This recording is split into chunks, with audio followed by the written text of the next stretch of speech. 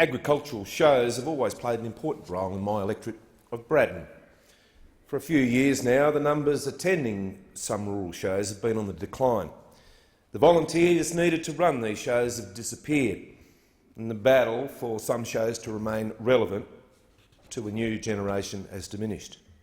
Tonight, however, I want to talk about a good news story. Tonight I want to talk about a shining light in the Agricultural Show Society. Tonight I want to acknowledge the outstanding work of the Burnie Agricultural Show Society and the work that they've done to ensure that their show is around for many years to come. On the 4th and the 5th of October, the Burnie Show celebrated its 100th show. It's a remarkable and noteworthy achievement, and I congratulate everyone who has played a part over the years to reach such a milestone.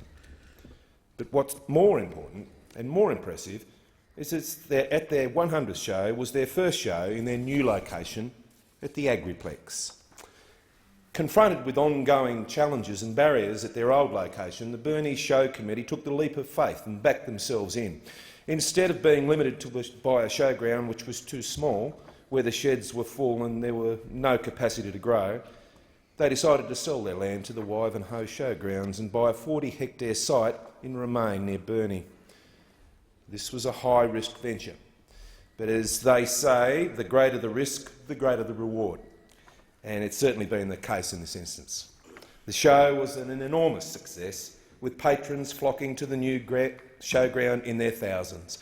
More people visited the Burnie Show this year than the population of Burnie itself. What's more, the committee has money left over from the sale to build permanent structures on their land. This entrepreneurial committee is planning to build 4 permanent sheds to house animal and crafts exhibits, to build permanent toilets, and if that's not enough, they have a long-term vision to build an Olympic-sized equestrian stadium which can be used all year round. Not only will that be an amazing facility for the region, it will provide ongoing cash flow for the organisation.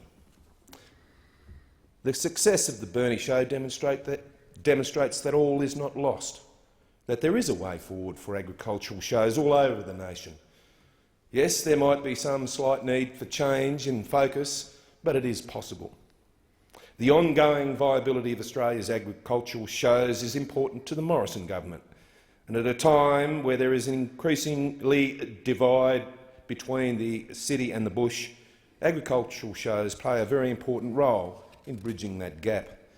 As a farmer myself, I'm dismayed that many kids in the city don't know where their food comes from.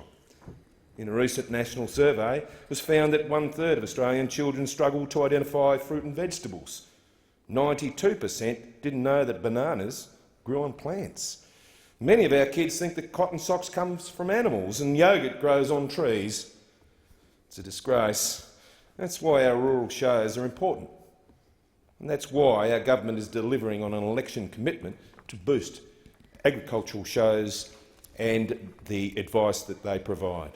Eligible shows societies could receive grants of up to $500,000 under the Ag Shows program.